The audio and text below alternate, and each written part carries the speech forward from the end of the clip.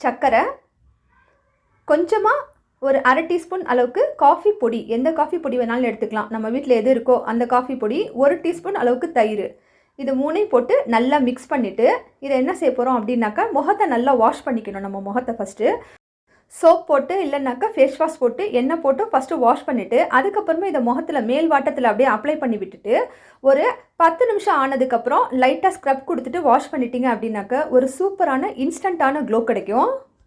இப்போது திடீர்னு வெளியே கிளம்புறோம், இல்லை வீட்டுக்கு யாராவது கெஸ்ட் வராங்க, அந்த சமயத்தில் வந்து நம்ம ஃபேஸ் பார்த்திங்கன்னா ரொம்ப டல்லாக இருக்கும். அந்த டல்லாக இருக்க ஃபேஸ்க்கு இந்த மாதிரி ஒரு பேக்கை நம்ம கிச்சனில் இருக்கக்கூடிய இந்த 3 பொருள் வச்சு நம்ம ப்ரிப்பேர் பண்ணி முகத்தில் போட்டோம் அப்படின்னாக்க முகம் வந்து ரொம்ப பளபளன்னு இருக்கும். இந்த முகத்தில் இருக்கக்கூடிய சோர்வுகள்லாம் நீங்கி புத்துணர்ச்சியாக இருக்கும்.